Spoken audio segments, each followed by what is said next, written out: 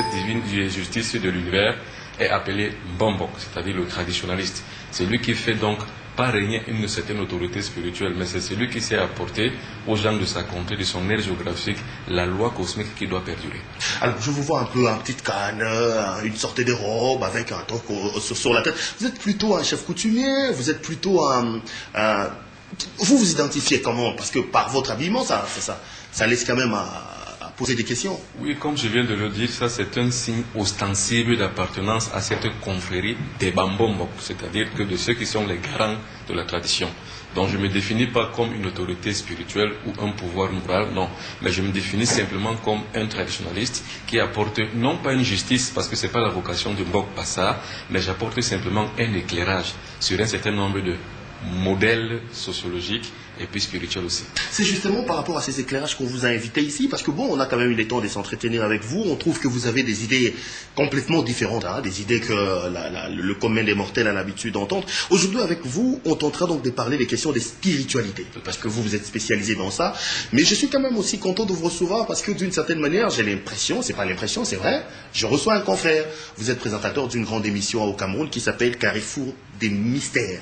Expliquez-nous en gros la philosophie, le cahier des charges de cette émission. La philosophie du Carrefour des mystères, c'est d'abord que la lumière doit faire un contrepoids aux ténèbres. Vous avez évoqué un certain nombre de choses d'entrée de jeu de cette émission qui rentrent du domaine de l'obscurantisme spirituel, obscurantisme philosophique, obscurantisme mystique. Aujourd'hui, l'univers a besoin de lumière. Le monde entier a besoin de lumière. Les êtres vivants, les Congolais compris, ont besoin de lumière, ont besoin d'éclairage, ont besoin de sortir du folklore qu'on nous présente tous les jours, d'un son de cloche qui s'oppose même à la réalité et à la vision même spirituelle de la chose, afin de pouvoir nous canaliser vers la lumière et de mieux comprendre notre concept environnemental afin de mieux vivre notre vie. C'est pour ça que justement je suis là au Congo. Je trouve que vous êtes assez philosophique quand même d'entrée des jeux, mais bon, on tentera aujourd'hui de les descendre un peu plus bas pour permettre à tous nos téléspectateurs de tous les niveaux de comprendre ce que vous dites. Alors vous êtes venu pour parler des spiritualités. Dites-nous, pourquoi vous êtes là? C'est quoi la spiritualité pour vous? La spiritualité, c'est l'accessite qu'on a sur le plan supérieur de la loi.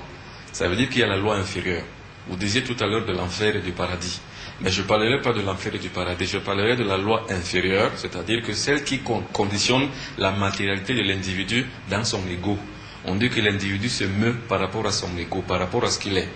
Et la loi supérieure qui est un accessite dans la conscience nouvelle, la conscience spirituelle, celle qui permet l'individu d'accéder justement au paradis, mais en passant par une culture spirituelle, donc de sa propre vie, non pas par la croyance, mais par un combat philosophique de tous les jours. Le Christ a dit que chacun porte sa croix. Donc c'est important donc sa croix qu'on arrive et on accède à la loi supérieure. Accéder donc à la loi supérieure suppose qu'on a atteint Dieu, donc la lumière. Donc vous n'êtes pas croyant, vous? Non, c'est une question philosophique, la croyance. Parce que si la croyance est bien, vous savez, vous n'allez pas me douter que la connaissance est mieux. Connaître et croire, c'est deux choses différentes. Quand on croit en une chose, on n'a pas l'assurance que la chose est et existe vraiment. On pense, on imagine. J'imagine par exemple Kindu ou alors Kivu.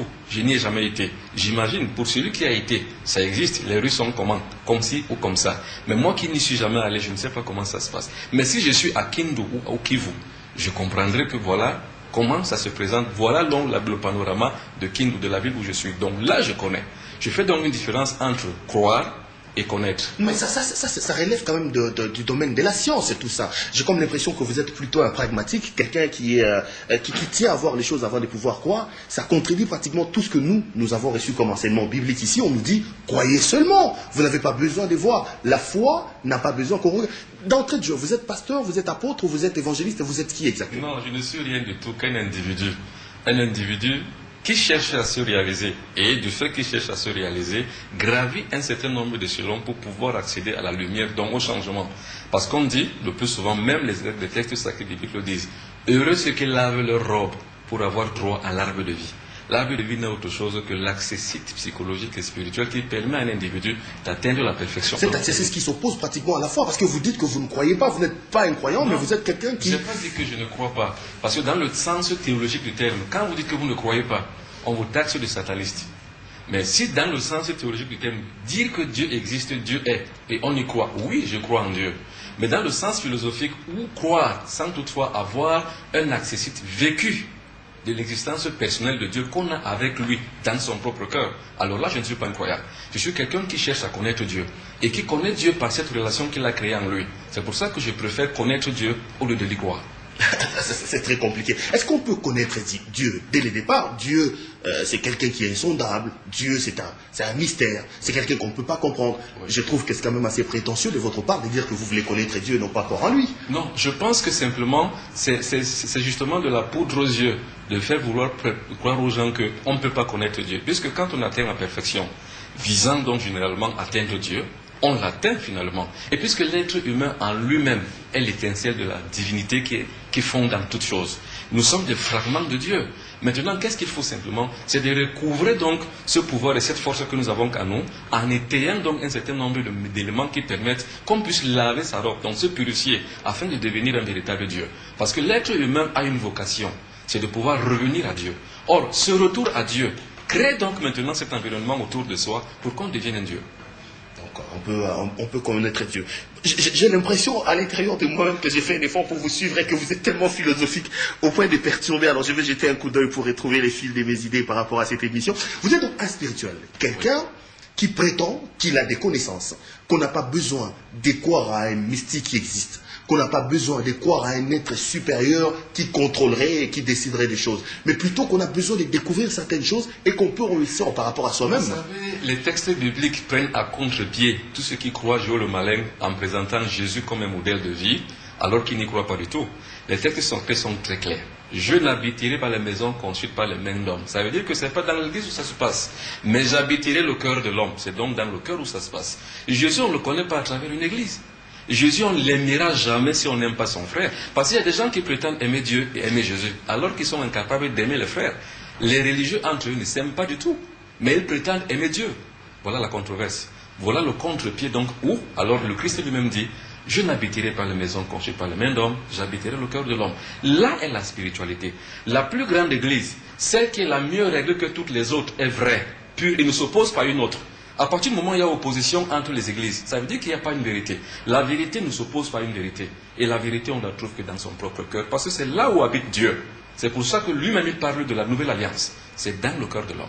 C'est ce que moi j'appelle dans Carrefour de Mystère la nouvelle conscience. Alors vous décidez donc, par vos recherches, par vos enseignements, d'aider les gens à découvrir ces mystères-là, l'ensemble de ces mystères-là, de par eux-mêmes et non pas par rapport à un être qui est extérieur, par rapport à un être qui est puissant, qui aurait le pouvoir de décider sur la vie des gens.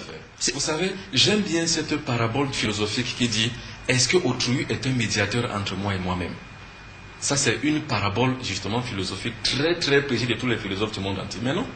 Personne n'est l'autorité, je dis bien n'est l'autorité de personne en matière de spiritualité. La spiritualité est un aspect qu'on vit en soi et de façon une et individuelle. La spiritualité ne fond pas avec la masse. L'individualité est le mystère clé de la spiritualité. Ça veut dire que l'individu est face à son Dieu, face à l'être suprême.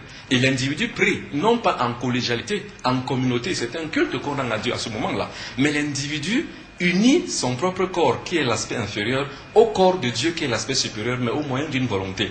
C'est cette volonté qu'on appelle la foi. Et ce que moi j'entends la foi, c'est quoi? C'est la spiritualité active. Une foi sans œuvre est une foi morte. Se lever un matin, prendre une Bible, commencer à crier à toute tête, de haute voix sur tous les toits de la maison, empêcher les gens de dormir et de dire « Je crois en Dieu, j'aime Jésus, au nom de Jésus ». Et alors qu'à côté on n'aime pas son frère, il y a une dichotomie. Alors moi ce que je pense de la spiritualité c'est quoi? C'est que c'est quelque chose qui est individuel. D'ailleurs même le Christ a dit, si tu veux prier Dieu, si tu veux rendre un honneur à Dieu, si tu veux faire une action de grâce à Dieu, fais-le dans le secret de ton cœur et dans le secret de ta chambre. Alors vous nous conseillez quoi? Fermer toutes les églises, ne plus aller dans les églises, commencer à prier soi-même à la maison, chercher à découvrir la spiritualité comme vous le dites. L'église est un support sociologique et social qui permet de contrôler et de maîtriser la masse. C'est une chose qui est utile. C'est ce qu'on appelle en sociologie les méga-sociologiques. C'est une très bonne chose l'église. Mais ce n'est pas ce qu'on dit. On dit que la spiritualité, c'est un enseignement qu'on a et qu'on détient directement avec son Dieu qui fonde dans son cœur. C'est donc connaître Dieu dans son cœur. Et on dit, connais-toi toi-même, tu connaîtras le secret de l'univers et les dieux tout entiers. Donc tu connaîtras Dieu. Quand tu te connais toi-même que tu es un vrai Dieu, mais tu connais Dieu. Donc, je ne dis pas qu'on ferme les églises sont utiles et jouent leur rôle sociologique et social. Il y a une convenance sociale qui voudrait qu'il y ait une moralité, une moralisation sur fond des églises. Ça, c'est une très bonne chose. Mais, à côté de ça, il y a quand même un folklore qui se joue autour et des manipulations et puis la maîtrise et la soumission des autres. Vous savez qu'aujourd'hui, il y a des sectes religieuses qui pilulent partout, vous l'avez dit. Et aujourd'hui, il y a tout ce qu'on appelle les crimes rituels, ça se passe dans les églises, les manipulations, les drogues, je sais pas moi, des formes de tractation qui sont un peu corroborées et puis qui n'apportent rien à l'illumination de la personne. C'est ce que nous disons. Nous disons que la spiritualité peut être vécue différemment, en soi, de façon pratique et active.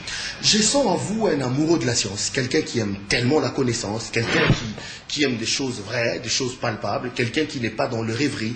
Mais j'ai comme l'impression que j'ai du mal à trouver le chemin de l'équilibre entre quelqu'un. Je rappelle que vous êtes professeur d'université, vous enseignez donc à l'université au Cameroun, mais j'ai quand même du mal à trouver le chemin de l'équilibre entre ce que vous vous dites. Je voudrais plutôt que vous restiez scientifique jusqu'au bout, et scientifique amoureux de la connaissance, mais qui s'élance dans des choses assez superstitieuses, comme vous les dites. Vous parlez des choses que l'œil humain ne peut pas démontrer. Vous prétendez avoir des connaissances sur la sorcellerie, sur la magie, sur l'occultisme, alors que, à mon avis, ces choses-là s'opposent à la science. Où est le chemin de l'équilibre entre la science et ce que vous prétendrez connaître? Non, vous savez, je ne prétends rien connaître. Ce que je dis simplement, c'est qu'il y a une voie médiane entre la connaissance de ce qu'on est avec l'évolution spirituelle. La voie médiane, c'est soi-même, c'est ce que je dis. Et je ne prétends pas être la connaissance ou bien représenter la connaissance ou donner la connaissance aux gens, c'est pas ça. Mais je dis, il y a une véritable spiritualité que chacun doit vivre en lui. C'est le seul conseil que je donne. Maintenant, la superstition n'existe que pour l'œil qui n'a pas le devoir de connaître. L'œil qui n'a pas le devoir de connaître a un péché, c'est qu'il ne connaît pas. Alors, je ne dirais pas qu'il est ignorant, mais qu'il ne connaît pas. Quand on connaît, on dirige les barrières de mystère de plus en plus loin. Donc, on arrive à la connaissance. La connaissance voudrait simplement dire qu'on acquiert un savoir qui permet qu'on puisse vivre sa vie intégralement, de façon intègre et définitive. J'essaie un peu de vous comprendre et de vous catégoriser. Ce genre de discours chez nous, ça fait tellement peur. Hein? On est habitué à comprendre que la vie tourne autour de Jésus, il est le maître de tout, il est le centre de tout. La foi, c'est de croire à Jésus, il est allé à la croix pour nous. Ces genres de choses, on les assimile très facilement à la maïkarie, on les assimile très facilement à la franc-maçonnerie, à des occultistes, des gens qui font peur. Ouais. Vous êtes, vous, de quelle loge et comment vous situez par rapport à toutes ces choses? Non, je n'appartiens pas à une loge, parce que derrière une loge, il n'y a pas la vérité. Puisqu'en fait, il y a plusieurs loges. Derrière aussi des églises, il y a des vérités. Et c'est chacun maintenant qui peut se fondre en une vérité. Et je dis ceci, Jésus c'est le suprême. Jésus c'est l'être par excellence qui sauva le monde. Ça, c'est une vision théologique que tout le monde accède et que tout le monde accepte aussi. Sur le plan, il est venu mourir pour nous. Il a donné sa vie. Pour nous. Pour aller au ciel, il faut croire en lui. Là où il y a la supercherie, c'est de dire aux gens, même si vous ne faites rien, du fait seulement que vous avez cru en Jésus, vous êtes sauvés. Alors là, je dis, il y a un problème. Par contre, Jésus... Non, on nous dit, en croyant en Jésus, il faut vivre comme lui, c'est-à-dire pratiquer le bien, se séparer du mal, recevoir les Saint-Esprit, toutes ces choses-là. Bien entendu, mais justement, c'est là où se pose le problème, c'est qu'en fait, il n'y a que des personnes qui s'occupent de ça. C'est-à-dire, il y a un certain nombre, une catégorie de personnes qui prétendent avoir justement donc Jésus en eux. Mais d'autres personnes doivent simplement subir l'enseignement. C'est ça le problème. Le problème qui se pose, c'est qu'il faut que chaque individu vive sa spiritualité comme il entend. Ça veut dire par exemple qu'il faut faire comme Jésus. Ça veut dire que porter sa propre croix, parce que le Christ lui-même joue toujours le contre-pied. Il fait un contre-pied à ceux qui disent « Justifiez-vous à travers Jésus-Christ, vous êtes sauvés ». Il leur dit « Mais non, que chacun porte sa croix ». Or, en portant donc sa propre croix, on arrive soi-même à subir un certain nombre de transformations et de métamorphoses spirituelles afin d'accéder à la lumière, donc de porter sa propre croix pour y arriver. Ah, je ne comprends toujours pas très clairement. Alors, on va être un peu plus simple. Oui. Jésus pour vous, c'est qui? Jésus, c'est celui qui, sur le plan théologique, a sauvé le monde. Mais sur le plan spirituel, a apporté la lumière à l'humanité tout entière.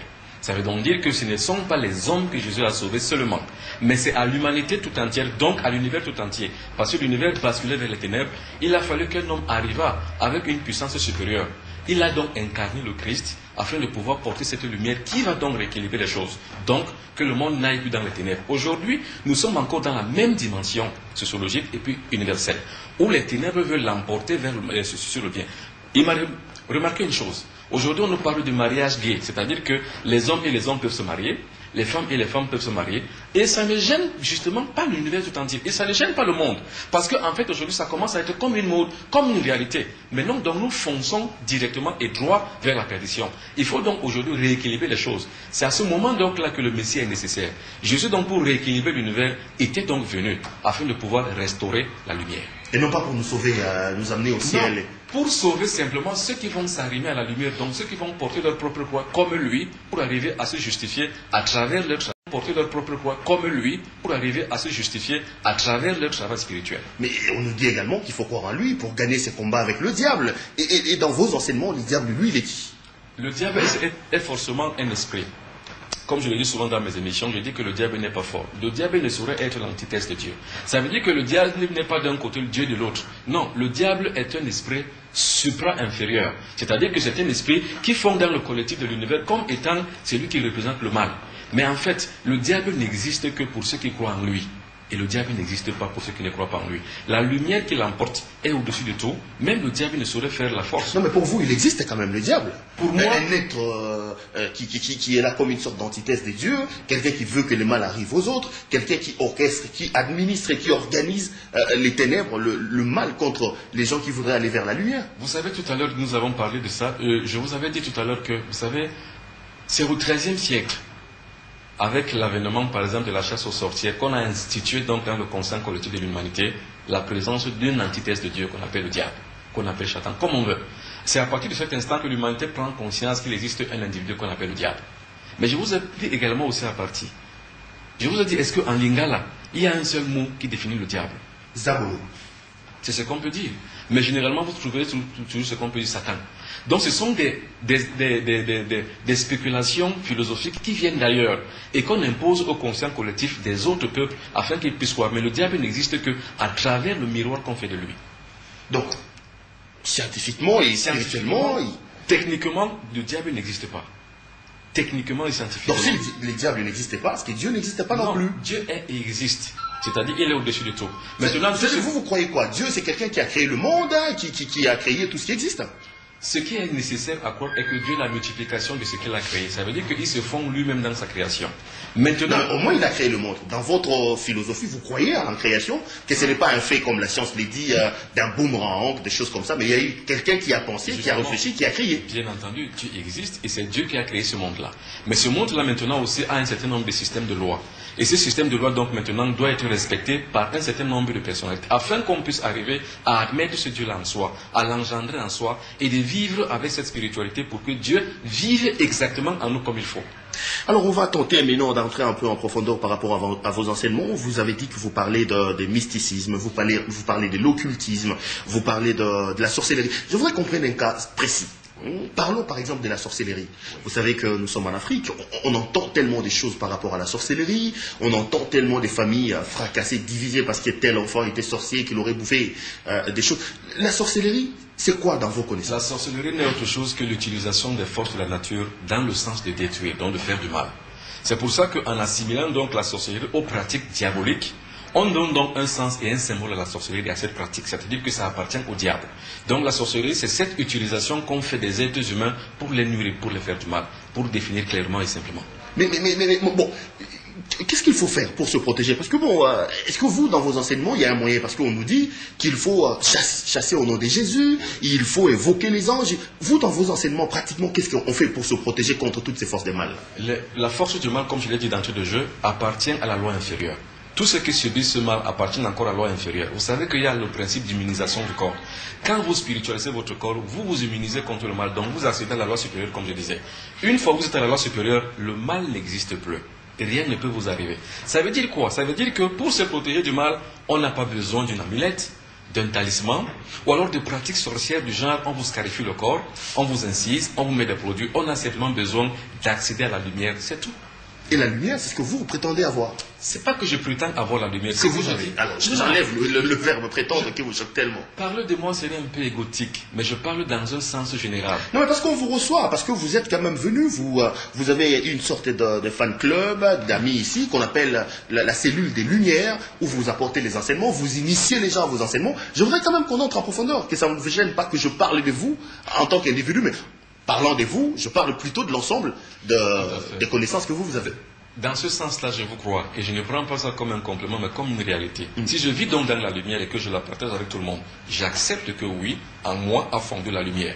Parce que j'ai spiritualisé mon corps avec un certain nombre d'éléments et d'étapes spirituelles qui ont permis justement à détruire l'ego en moi. Tout individu peut le faire. Quand on détruit l'ego en soi, on accède à la loi supérieure, donc à la lumière. Et là, on est invulnérable contre les forces du mal. Qu'est-ce qu'il faut faire concrètement? C'est comme ça que je dis, vous êtes un philosophe, vous restez un peu philosophique. Concrètement, je suis censé faire quoi pour devenir spirituel comme vous? Concrètement, qu'est-ce qu'il faut censé faire? On ne peut pas le définir ici sur un plateau de télévision. Ce qu'on fait seulement, c'est qu'il y a une conférence et des conférences qu'on va donner pendant plusieurs jours. Et ces conférences, donc là, vont définir tout et détailler tout. Et maintenant, nous avons également aussi prévu ce qu'on appelle la spiritualité active. Et justement, ce que les êtres humains doivent faire eux-mêmes pour se sauver eux-mêmes et pour être contre les forces du mal eux-mêmes. Tout le monde peut le faire, tout le monde doit le faire. Ce n'est pas l'apanage d'une catégorie d'individus. Donc il faut des rites initiatiques. On ne parlera pas de rite initiatique parce que c'est un peu aphone et c'est un peu juxtaposé ou bien un peu opposé à la moralité publique. Ce qu'on peut dire, c'est qu'on donne simplement un accessit spirituel, donc un certain nombre d'exercices spirituels légaux sur le plan moral, et puis un certain nombre d'exercices qui permettent aux individus de pouvoir eux-mêmes, par expérience, arriver à trouver l'équilibre de leur vie. Non mais quand je vous ai appelé gourou, vous avez refusé, je vous ai appelé pasteur, vous avez refusé, mais à vous entendre parler, moi j'aurais plutôt voulu qu'on parle de la science avec vous, qu'on donne aux gens, mais... Attendez, vous évitez les gens, vous dites que vous êtes spirituel, que vous avez des enseignements spirituels à leur donner. Après ces enseignements, ces gens doivent être initiés spirituellement par des rites. C'est un peu compliqué. Je ne sais pas parler de rites. Vous revenez sur les rites. J'ai dit ceci. On donne un certain nombre d'exercices aux êtres humains qui seront là, afin qu'ils puissent par l'expérience, par eux-mêmes, savoir quoi faire. C'est ce que nous avons dit.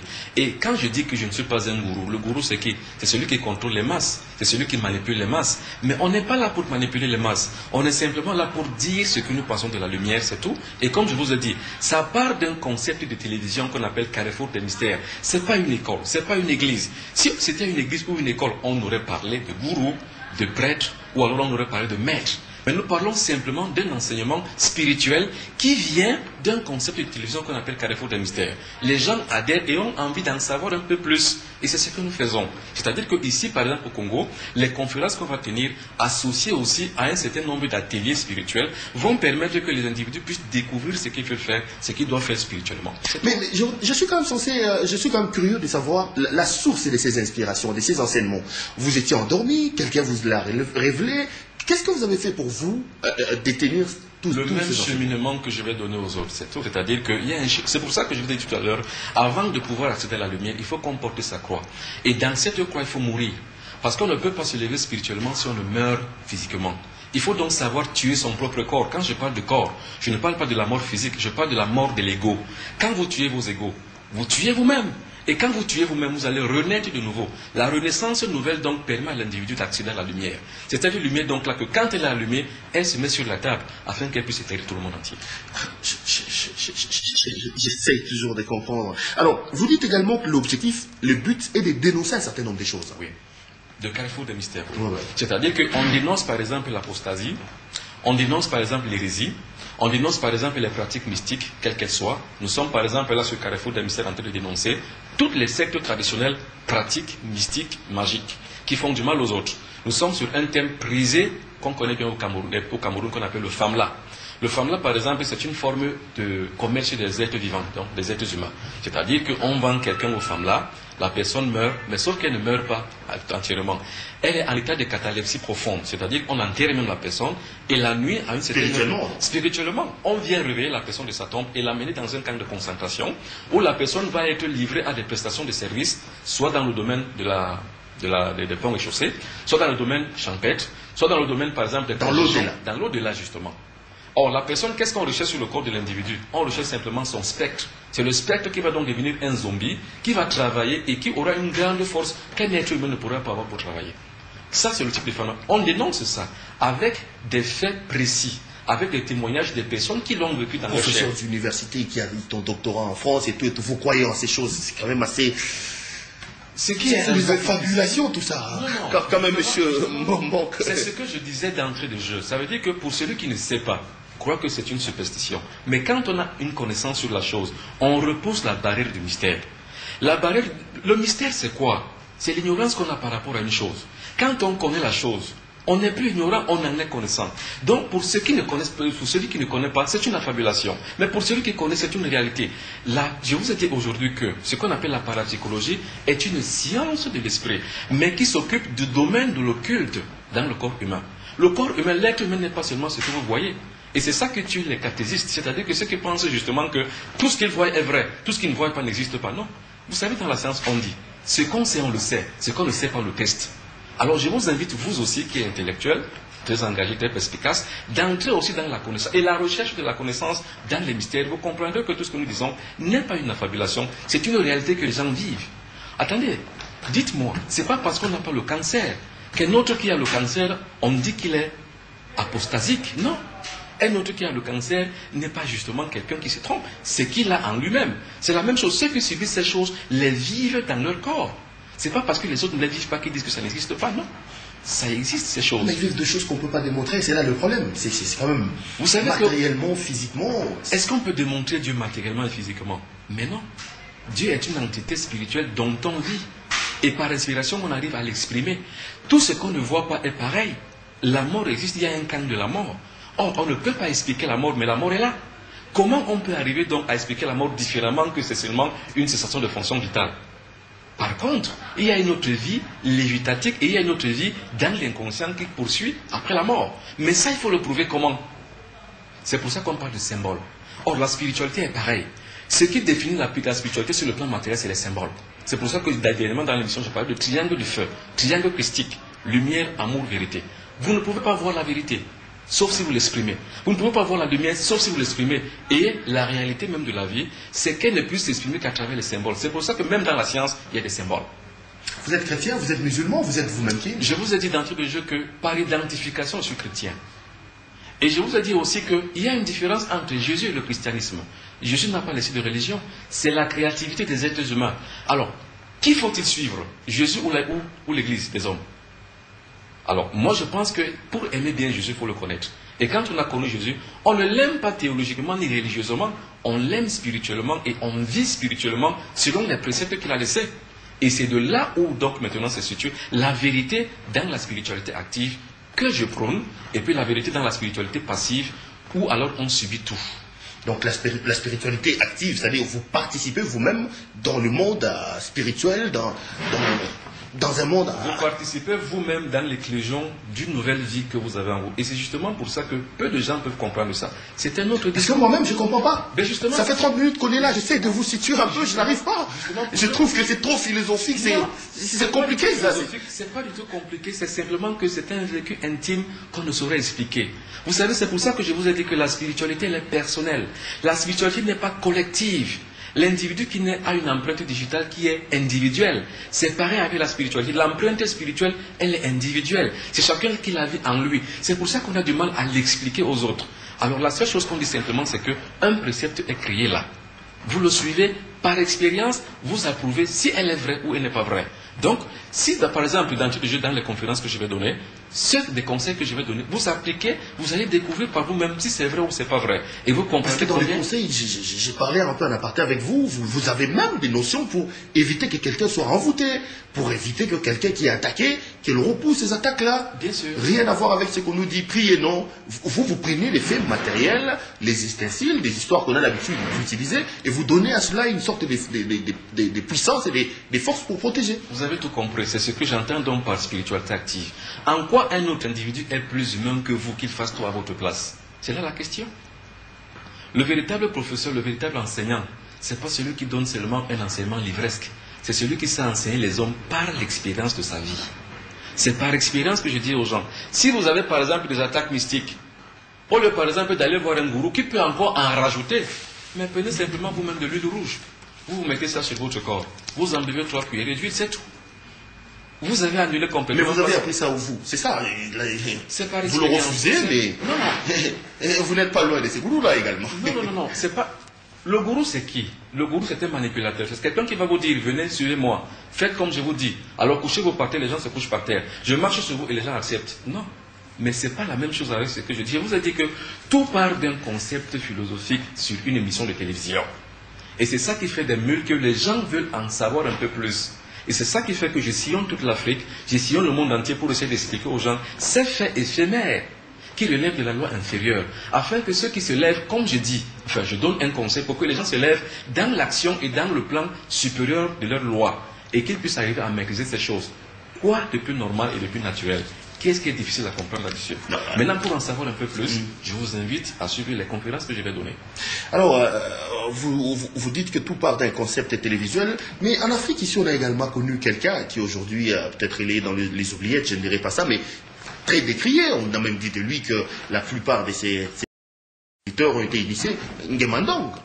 Aujourd'hui très critiqué, il est venu comme vous, il avait des enseignements comme vous. Mais aujourd'hui, le temps a démontré que c'était plutôt quelqu'un qui était dans l'occultisme et dans des choses comme ça. On l'a dit ici à Kinshasa, partout et à gauche. Je commence à craindre que vous soyez plutôt à une sorte de copie crachée de ces choses-là. Non, moi je ne pense pas. En tout cas, nous avons tous chacun un concept sur les individus. Je ne pense pas de ça de Patrick Ngemandong que j'ai approché. La plupart des gens qui parlent de lui ne l'ont pas connu comme moi je le connais. Je sais que Patrick Ngemandong est l'une des personnes qui a réveillé la conscience des Africains sur la spiritualité. Moi, j'ai commencé à suivre Patrick Ngemandong en 1983. Et je peux vous dire qu'il a contribué au développement spirituel de beaucoup d'Africains que je suis, par exemple. Donc, je ne pense pas... Vous êtes plutôt un de ses élèves? Non, c'est pas ce que je dis. Ne prenons pas des choses au premier degré. Disons que c'est quelqu'un qui révèle la conscience. Par exemple, quand je viens à Kinshasa, je ne viens pas pour enseigner des hommes pour qu'ils deviennent mes disciples. Je viens simplement pour réveiller les consciences. Vous savez, le vrai maître, c'est pas celui qui assigne un enseignement. C'est pas celui qui soumet les gens. C'est celui qui réveille. Ce qu'on dit aux gens, c'est une inspiration qui peut les réveiller afin qu'ils puissent trouver leur chemin eux-mêmes. C'est tout. Donc je pense comme ça de Patrick Ngemandong. Ceux qui pensent différemment, c'est leur droit. Qu'est-ce qui est devenu, entre parenthèses? Patrick Ngemandong est toujours là. Il fait des conférences un peu partout. Donc c'est pour ça que je dis qu'il y a des non-dits, il y a des oui-dire. Et des gens qui ne savent pas de lui peuvent dire ce qu'ils veulent. Mais de toute façon, même de Jésus, qu'est-ce qu'on n'a pas dit de Jésus? En son temps, on disait qu'il était un charlatan. Mais vous voyez que 2000 ans après, on continue toujours à voir que son enseignement était très profond. Alors, M. Mbombok, sur cette chaise où vous êtes, j'ai reçu, il y a pratiquement un mois, un ou deux mois, le grand maître de la Rose-Croix. Oui. De vous à moi, sincèrement, à vous entendre parler, je ne trouve pas de différence entre vous et lui. Non, c'est vous trouvez une différence. Je vous explique. Vous trouvez une différence. Je vais vous expliquer avant que vous m'expliquiez. Allez-y. Je vais vous expliquer que déjà, lui fait partie d'un autre, qu'il a d'abord commencé comme disciple. Il a gravi les échelons afin de devenir un communicateur. C'est pas ce que je suis. Je ne fais pas partie d'une église, pas partie d'une secte, pas partie d'un ordre quelconque. J'ai jamais été dans une Rose-Croix ou dans une n'importe quelle autre obédience. J'ai jamais fait ça. La pratique de la spiritualité ne se vit pas dans les occultes ou bien dans les temples. La pratique de la spiritualité, quand on connaît par inspiration, c'est en soi-même. C'est cet enseignement-là que j'apporte, que j'essaie de partager avec mes frères congolais aujourd'hui. Voilà la différence. Maintenant, dites-moi votre différence. Non, moi, je vois plutôt la convergence des vues, non pas par rapport à l'ordre, mais par rapport aux enseignements. C'est-à-dire que c'est quelqu'un qui vous dit... C'est une impression que vous avez, et cette impression, il faut la tuer avant qu'elle naisse. L'impression que vous avez commence tout faux quand vous pensez que 2D en font 1, alors que ce n'est pas la même chose. Vous voyez que ce que je vous dis n'a rien à voir avec un enseignement livresque, n'a rien à voir avec un enseignement religieux, n'a rien à voir avec un enseignement philosophique. Ça a tout à voir avec ce qu'on appelle l'individu au centre et au cœur de l'humanité. Au centre même de la préoccupation actuelle. Se sauver des ténèbres. Voilà la préoccupation actuelle. Parlons de ça, cher monsieur. Si vous ne vous dénoncez pas de ça, si vous ne partez pas de là, vous allez tourner en rond, on ne comprendra jamais rien. Ce que je veux vous conseiller, en tant que bon journaliste, c'est que n'essayez pas d'échapper aux gens la véritable mission pour laquelle je suis venu au Congo. Sinon, vous allez rester là depuis 30 minutes, on dira tout de rien, on fera des convergences de vues, on parlera de comparaisons. Ce n'est pas ça qui est important. Qu'est-ce que je propose aux Congolais? C'est la spiritualité. Qu'est-ce que je dis de la spiritualité? C'est qu'on est soi-même un individu qui est doté d'un sens, qui est doté d'un esprit, qu'il faut simplement mettre maintenant en branle afin que cette loi de l'esprit puisse s'émanciper dans son corps physique. C'est ça qu'on appelle la spiritualité. Quand on sort de là, on ne comprend rien du tout. C'est un concept. Revenons alors à vos enseignements, la spiritualité que vous amenez ici en République démocratique du Congo. Vous dites que vous avez une série de conférences, vous commencez pratiquement dimanche, parce que j'ai quand même parlé avec votre organisation. Alors, ces enseignements que vous donnez, il faut combien de temps pour que l'homme arrive à atteindre la maturité et à atteindre le niveau de la perfection et de la lumière? Nous appelons ça l'école d'une vie. L'école, ça veut dire que toute sa vie, on doit chercher à s'évoluer et à élever spirituellement sa conscience. Parce que la conscience n'a pas un summum, n'a pas un optimum. La conscience est élastique, on peut l'élargir toute sa vie. Maintenant, ce que je dis, il faut que ça soit clair. Je ne présente pas un enseignement l'ivresse où alors j'impose aux gens de faire ceci ou cela. Je dis, j'inspire les consciences afin qu'elles se réveillent et au fin de pouvoir gravir les échelons essentiels qu'il faut pour se métamorphoser. C'est ce qu'on appelle l'alchimie transmutatoire. La transmutation de conscience en conscience. Ce qu'on appelle l'alchimie, c'est la transformation des métaux par exemple. On transforme le métal qu'on appelle le plomb en or. Cette transformation permet à l'individu de pouvoir partir d'abord de ce qu'il était, de tuer son propre ego en lui-même, de pouvoir s'émanciper spirituellement et au fur et à mesure afin d'accéder à la lumière. Qu'est-ce qui est difficile là-dedans? Sauf les comparaisons que vous cherchez. Non, et sauf alors d'autres formes de folklore qui sont autour que vous cherchez, qui arrivent à perdre même tout ce qui nous regarde alors que l'essentiel est là. Qu'est-ce qu'on doit faire, c'est ça? Non, mais ce qui est un peu difficile dans ça, je voudrais vous laisser suffisamment le temps d'aborder la question de la spiritualité. Ce qui est difficile dans ça, c'est qu'il y a un ensemble des connaissances préconçues que les gens ont déjà. Et vous amenez un autre enseignement, c'est tout à fait normal que lorsqu'il y a une sorte de révolution, que la révolution... Je n'ai même pas une connaissance nouvelle à celle-là. Mais je retiens un mot que vous avez prononcé, la révolution. La révolution, ça veut dire qu'il faut qu'on change. Ça veut dire qu'il faut qu'on se surpasse un peu afin d'accéder à autre chose que ce qu'on connaît déjà. Accéder à autre chose que soi, ou bien que ce qu'on connaît avant. C'est le mécanisme même de fond de ce qu'on appelle l'évolution. Mais c'est ça l'évolution. L'évolution, c'est une perpétuelle quête de l'évolution, donc d'avancer et de se lever. Alors, quand on reste statique sur un enseignement, qu'est-ce que vous voulez qu'on vous dise? On vous dit la même chose toutes les ans. On vous dit la même chose toute votre vie. Vous n'avancez pas. Vous ne vous réveillez pas. Vous ne vous évoluez pas.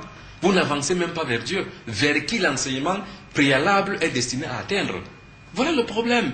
Et quand on parle de la révolution de la conscience, ça veut dire que l'individu doit cesser d'être ce qu'il était avant. Et au fur et à mesure monter.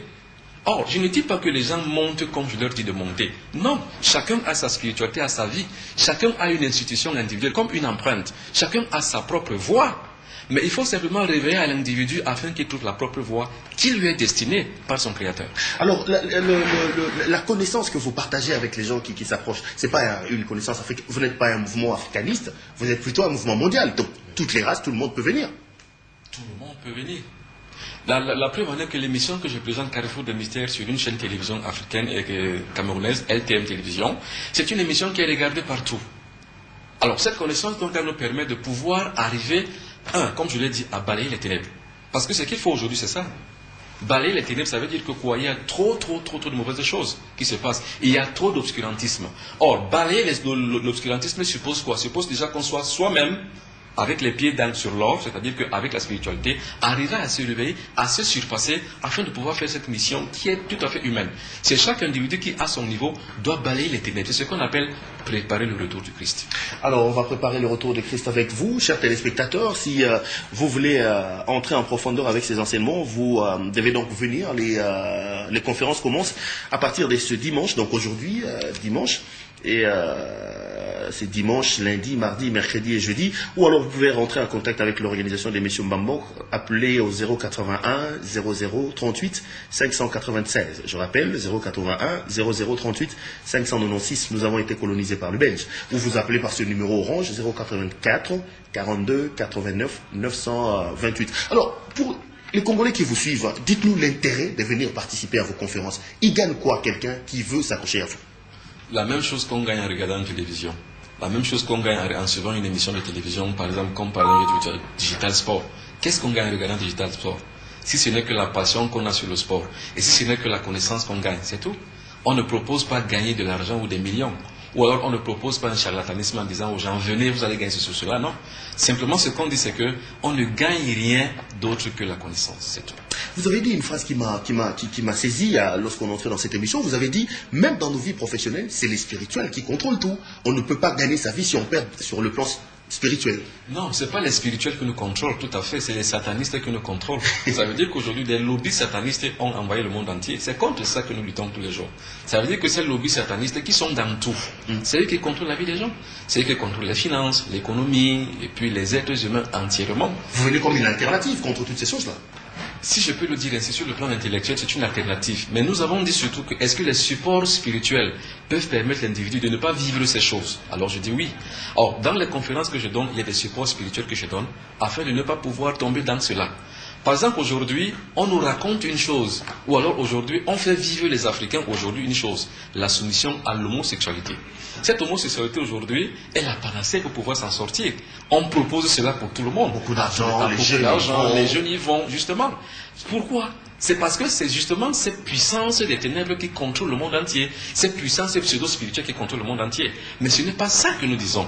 Ce que nous disons, c'est que le support spirituel permet à l'individu de ne pas tomber sous le charme de cela. Donc ne pas être homosexuel, par exemple. Ne pas accepter un poste important passant par l'homosexualité. Préférer, par exemple, vivre la spiritualité, qui est la plus grande richesse du monde entier, au lieu de se soumettre à ce genre de pratiques. Alors, on me fait signe qu'on tend petit à petit vers la fin de cette émission. Vous êtes encore à Kinshasa pour combien de temps? Je crois, avec l'organisation, on a proposé plus de 10 jours. Donc, l'organisation verra combien de temps nous allons faire. Donc, les gens peuvent appeler à ce numéro que vous avez dit pour en savoir un peu plus. C'est l'organisation qui va décider. Donc, je rappelle le numéro 081, ou alors le numéro que Didier Lukunku vous affiche au bas de vos petits écrans, 081 00 38 596, 084 42 89 928. Comment vous trouvez les Congos? Est-ce que dans le monde des esprits, vous n'avez pas réussi à transcender l'Afrique? Parce que bon, notre continent, vous êtes Camerounais, je suis Congolais, frappé par des problèmes de guerre, frappé par des problèmes assez bizarres, un continent qui reste sur la queue de la plupart des continents. Est-ce qu'on peut trouver une solution par rapport à la connaissance que vous avez? Oui, on peut trouver une solution spirituelle. C'est pour ça que je parlais tout à l'heure des supports spirituels. Est-ce que les supports spirituels peuvent être un atout pour restaurer la paix? Bien entendu, bien sûr. Une paix durable qui soit venue vraiment d'ailleurs, c'est possible. Par exemple au Congo, qui est aujourd'hui déchiré par des intérêts un peu géostratégiques, géopolitiques, des puissances extérieures. Aujourd'hui, on voit que cela peut cesser. Mais ça peut cesser que s'il y a un noyau, s'il y a un corps de sciences spirituelles au Congo, si ça s'installe même à l'échelle africaine, je crois que nous pouvons arriver à échapper à tout cela. Et pour avoir ce support spirituel, il faut à tout prix venir à ces conférences donc. D'où l'intérêt pour tout le monde de venir. Il faut forcément revenir à ces intérêts, mais je dis simplement qu'il faut réveiller les consciences africaines qui s'endorment encore, qui croient encore en l'Occident. Vous savez, tout ce qu'on dit aujourd'hui, vous savez, la plupart de nos échos que nous avons dans nos oreilles, qui ont formaté nos individualités, viennent d'ailleurs. Simplement parce que nous avons perdu notre propre fibre, nous avons perdu notre propre unité spirituelle que nous n'avons pas encore. Recréons donc un corps de sciences spirituelles, on va arriver à créer des supports spirituels qui nous permettent de pouvoir nous en sortir. Je vous sens africaniste quand même, hein, au-delà de tout ça. Ça fait de façon idéologique, bien sûr. Quelqu'un qui tient à tout prix que l'Afrique retrouve son éclat. Alors, monsieur Mbombok, bon, je sais que pour cette première émission, sincèrement, ça a été à gauche et à droite. Peut-être qu'on aura d'autres occasions pour entrer un peu plus en profondeur et ça me permettra de connaître suffisamment votre philosophie parce que là, il faut quand même qu'on se le dise, hein, j'ai trouvé que l'enseignement était très haut, assez philosophique pour qu'on les saisisse complètement. Votre mot de la fin par rapport à cette première émission? Ce que je veux simplement dire aux amis et aux frères congolais, c'est que nous sommes venus aujourd'hui à l'ère du temps où la plupart d'entre nous vivent encore dans les tribulations malignes, dans les soumissions et aussi surtout dans la manipulation des autres. Il est temps venu aujourd'hui entre nous de pouvoir créer un véritable corps de sciences spirituelles. Il est venu le temps où la spiritualité doit l'emporter. Il est venu le temps où seul l'être humain doit être au centre de notre préoccupation afin qu'on puisse transformer nos êtres pour pouvoir accéder à la connaissance supérieure qui est la spiritualité. Madame, monsieur, cette émission est terminée pour aujourd'hui. Nous tenterons dans les jours à venir à faire revenir encore monsieur Mbombok Benoît Biton ici pour entrer encore un peu plus en profondeur. Cette fois-là, à ne pas toucher n'importe quoi, mais en restant dans la philosophie de la spiritualité qu'il amène. Si vous l'avez aimé, dites grand merci à la grande équipe qui a fourni un travail remarquable. Monsieur Mbombok est encore ici à Kinshasa pour animer un certain nombre de conférences. Si vous voulez venir, il faut appeler les 081 00 38 596 ou les 084 42 89 928. Merci à vous de nous avoir suivis et merci à vous d'avoir répondu à notre question. Merci. Merci. Et à la prochaine. Merci.